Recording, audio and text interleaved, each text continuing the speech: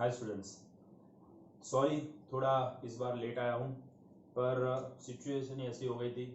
आप लोग को पता है कि लॉकडाउन है और इसकी वजह से बार बार की शॉप्स बंद हैं और मेरी धर्मपत्नी जी ने चाहा कि भाई वो मेरी सेवा करें और ट्रिम करने गए, उसमें थोड़ा ही सेट ज़्यादा निकल गया था, तो जब तक बैलेंस नहीं हो सकता था तब तक आप सामने नहीं आ सकता था, इसीलिए अभी हो गया तो आया हूँ। तो अभी मजा कर रहा हूँ, स्टार्ट करते हैं ट्रिग्नोमेट्री। इससे पहले ट्रिग्नोमेट्री का एक हम सिंपल कॉन्सेप्ट सीखे हुए थे जिसमें फंक्शंस क्या होते थे ट्रिग्नोमेट्री के, वो सिखाया था मैंने आपको, और आपको टेबल कैसे बनाना, जो हमारे कोर्स के हिसाब से, बुक के हिसाब से जितनी वैल्यू होती है 0, 30, 45, 60, 90 सब फंक्शंस की, वो आपको सिखाया था। तो यहाँ पे उसके बेस पे सम्स करते हैं।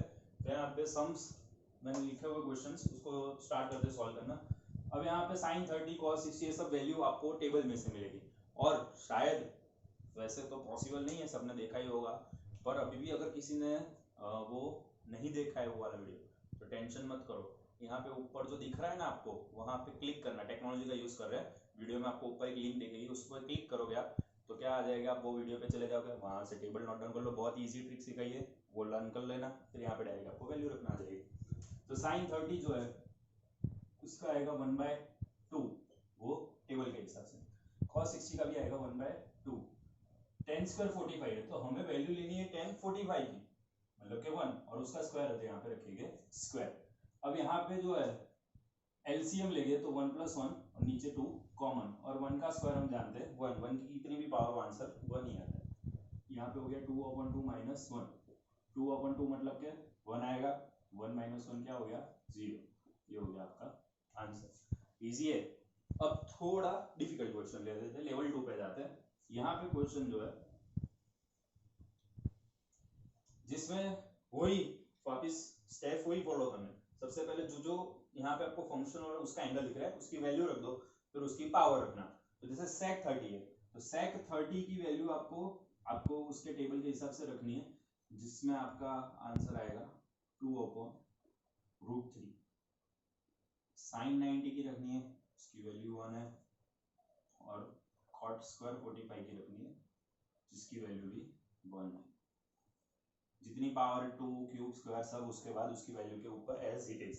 उसके बाद डिनोमिनेटर में cos x 60 है, वैल्यू है √3/2, tan 45 इज 1। ओके, अब यहाँ पे स्क्वायर करेंगे, 2 का हो जाएगा 4, √3 का 3, देखो रूट और स्क्वायर, तो जब रूट और स्क्वायर होता है तो ये छपरा हट जाता है और सिर्फ नंबर बचता है। 1 का क्यूब 1, और यहाँ पे 1 का स्क्वायर 1 - 1 तो चला जाएगा, ठीक है, यहाँ पे 4/3, और अगर यहाँ पे एलसीएम लोगे तो क्या होगा √3 + 1/2। देखो ये 1 - 1 तो गया, 4/3 बचा था ऊपर, नीचे √3/2 + 1 था तो 2, यहाँ पे ये मल्टीप्लाई करेंगे तो 1 नहीं आएगा, क्या आएगा 2, एलसीएम लेंगे तो।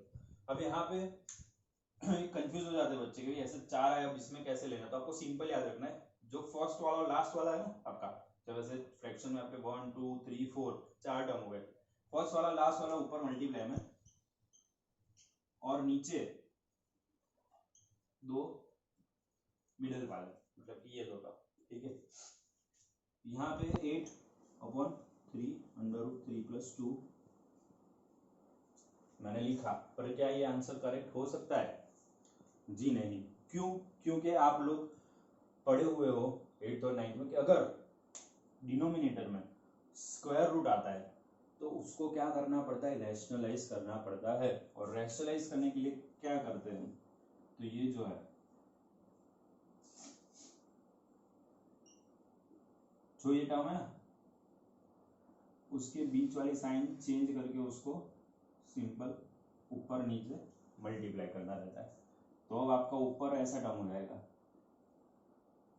राइट, और नीचे क्या होगा,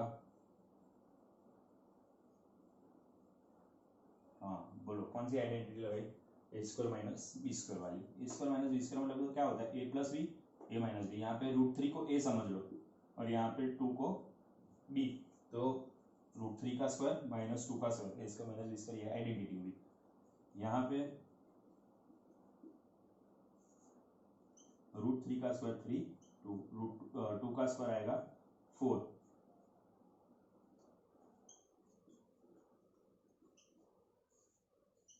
3 माइनस 4 क्या होता है -1। अब यहाँ पे नीचे से है ना डिनोमिनेटर में माइनस की साइन नहीं रखते, माइनस की साइन ऊपर चली जाएगी, तो फाइनल आंसर जो है हमारा वो ऐसा बनेगा अपॉन 3।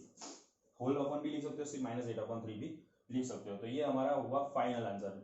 ये डिफिकल्ट क्वेश्चन जानबूझ के इसीलिए लिया था कि अगर जब भी आप इस तरह के सम सॉल्व करो, सम बहुत ईजी है जिसमें आपको टेबल के हिसाब से वैल्यू रख के फिर उसको सिंप्लीफाई करना रहता है, पर अगर डिनोमिनेटर में रूट बच जाता है तो फिर आपको उसको रैशनलाइज करना ही पड़ेगा, वरना आपका आंसर राइट नहीं होगा। Okay, I hope you understand. एक नए कॉन्सेप्ट पे जाते हैं। अब आपको वैल्यू वाला तो पता चल गया था, अब इसमें जो नई चीज जो आपको सीखनी है, इसमें आपको ये याद रखना है। अब ये याद कैसे रखना है उसकी टेक्निक भी बताता हूं मैं आपको। यहाँ पे HHB का तो मैं बता देता हूँ, हिंदुस्तान हरा भरा। क्या होगा? हिंदुस्तान हरा भरा। और ये इसका नाम मैं बोलूंगा नहीं ऑफिशियल यूट्यूब पे इसीलिए, और आप लोग समझ ही जाओगे इसको क्या बोलना है, भूखा प्यासा, भूखा प्यासा और हिंदुस्तान हरा भरा। ठीक है, तो इतना याद रख दिया है। आप याद रखना S मतलब ये साइन का है, ये कॉस के लिए, ये टेन के लिए, ऐसे। ठीक है, और अगर एक और चीज तरीके से याद करनी हो जो ऐसे मतलब यूट्यूब पे बहुत फेमस है वो, तो ये याद कर सकते हो, सोना चांदी तोले पंडित बद्री प्रसाद हर हर बोले। ठीक है, पर अगर किसी को मेरा वीडियो तो हर कम्युनिटी के, हर रिलीजन के लोग देखते होंगे, तो अगर हर हर बोले नहीं बोलना चाहते तो फिर वो आगे वाला याद कर सकते हैं, बोल सकते हैं। ठीक है, अब यहाँ पे साइन का जो हमने टेबल बना था ना लास्ट टाइम, जो वैल्यू वाला, साइन का हमने क्या बोला था, जो रिवर्स क्या होता है, कॉसेक। तो कॉसेक में ऐसे फॉर्मूला बनाएंगे, कॉस का ऐसे अगर फॉर्मूला देख रहे हैं हम B/H, तो सेक का फॉर्मूला हम कैसे बनाएंगे, ऐसे नीचे से, मतलब कि H/B। और टेन का अगर हम ऐसे बना रहे हैं P/B, तो कॉट का हम क्या बनाएंगे, ऐसे उल्टे से B/P। अब ये B क्या है, B क्या है, H क्या है, बता रहा हूँ, तांबा। देखो ट्राइंगल जैसे सोच लो, ये सारी चीजें जो है, जो भी कॉन्सेप्ट है इसके ट्रिग्नोमेट्री के, वो सारे राइट एंगल में अप्लाई होते हैं।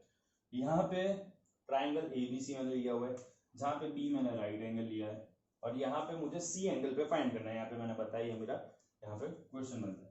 तो एक चीज तो आपको पता होगी, राइट एंगल की ये वाली जो साइड होती है स्लैंटिंग, ये हमेशा क्या होती है, हाइपोटेन्यूस होती है। तो H आपका फिक्स हो गया। अब जो भी आपका एंगल है ना जहाँ पे क्वेश्चन, उसके ऑपोजिट में, जो ऑपोजिट में जो साइड है वो आपकी क्या होगी, स्टैंडिंग साइड परपेंडिकुलर, और उसके नीचे वाली चीज होगी वो क्या होगी, बेस। क्या होगी, बेस। सिंपल सी बात है, जहां पे एंगल होगा उसके नीचे क्या होगा, बेस, और फिर बचा क्या, वो P। सिंपल, ऐसे भी याद कर सकते हो। अगर यहाँ पे एंगल है, H तो चेंज नहीं हो सकता, अगर ये राइट एंगल है तो H यही रहेगा। ठीक है, अगर ये एंगल है तो फिर ये हो जाएगा उसके ऑपोजिट वाली, यहाँ एंगल के ऑपोजिट ऐसे देखना है तो वो क्या होगी, P, जो बची वो B। ऐसे याद रख सकते हो, ये एंगल के नीचे वाला B और बाकी जो बचा वो P, ऐसे भी याद रख सकते हो। सिंपल, ये प्रॉपर आपको आइडिया होना चाहिए। अब क्या है, PBH, परपेंडिकुलर, बेस और हाइपोटेन्यूस। ओके, एक यहाँ पे एग्जाम्पल बताता हूँ, जैसे कि मैं यहाँ पे लेता हूँ साइन C, साइन C। तो साइन में मैंने क्या बोला है, P/H। तो यहाँ पे P क्या है, AB साइड है ना, P मतलब AB, और H क्या है, AC। ओके, समझ में आया। और यहाँ पे मैं ये वाला एंगल लिया है, तो यहाँ पे मैं tan A बनाता हूँ। तो tan में क्या है, P/B। तो यहाँ पे P क्या है आपका, BC, और B क्या है, AB। ठीक है, मतलब फॉर्मूला ऐसे बनेगा। आपको ये बेसिकली ये याद रखना है, उसके बाद आप ऐसे सम सॉल्व कर सकते हो। यहाँ पे पहले एक सिंपल वाला सम सॉल्व करके देखते हैं, फिर लेवल 2 पे जाएंगे। ट्राइंगल ABC दिया हुआ है आपको, जिसमें राइट एंगल B है, मतलब कि ऐसा लिया था वैसे ही क्वेश्चन आएगा, जिसमें आपको वैल्यू दी है AB की 3, BC की दी है 4, और आपको साइन है और कॉस से फाइन है। तो पहली बात तो साइन A अगर आप लोगे, ठीक है, तो ये P बनेगा, ये B, और ये H बनेगा। आपके पास H की वैल्यू नहीं है, जबकि हमें साइन में H की वैल्यू चाहिए, तो आपको वो फाइंड करना पड़ेगा। तो कैसे फाइंड करोगे, पाइथागोरस थ्योरम से। पाइथागोरस थ्योरम जो है आप लोग को अच्छी तरह से आता होगा, 9th में बहुत ही आप लोगों को यूज करना आया था काफी सारे चैप्टर में, तो यहाँ पे भी इसको एक बार यूज करते। तो जहाँ पे राइट एंगल होता है हम शॉर्ट में लिख रहे हैं यहाँ पे by PGD, by Pythagoras theorem, ठीक है। तो राइट एंगल के सामने वाली साइड हाइपोटेन्यूज का स्क्वायर इक्वल टू बाकी दो साइड के स्क्वायर का प्लस। ये आपको फाइंड करनी है। एबी की वैल्यू 3 है, बीसी की वैल्यू 4 है, तो आपका 9 प्लस 16 मतलब कि एसी स्क्वायर क्या आ गया 25, तो एसी क्या बन गया आपका 5 हो गया। अब ये जो है ना ये बहुत ही पाइथागोरस का मतलब बहुत इजी है। अब यहाँ पे आपका सम 70% कंप्लीट हो गया। क्या हो गया देखो, अब आपको बनाना क्या है, देखो साइन ए, ध्यान से देखना साइन ए, तो साइन ए के मैंने क्या बोला, सामने वाली साइड ये आपकी पी होगी, ये तो आपकी एच ही रहेगी और ये आपकी पी होगी। तो P अपॉन एच के हिसाब से यहाँ पे फॉर्मूला बनेगा आपका BC upon AC, BC upon AC, जिसमें BC की वैल्यू तो आपको गिवन थी 4 और AC हमने फाइंड किया 5। ये हो गया आपका आंसर, खत्म सा, मतलब ये फाइंड कर दिया, ये तो खत्म, एकदम इजी। और एक अब हमें यहाँ पे दूसरा क्वेश्चन भी दिया ना, कॉस सी फाइंड करना है, कॉस सी फाइंड करते हैं। अब ए तो है नहीं, एंगल क्या है अब हमारा C है, तो C अगर है तो फिर सामने वाली साइड हो जाएगी ना आपकी P और ये वाली क्या हो जाएगी B, H तो यही रहेगा।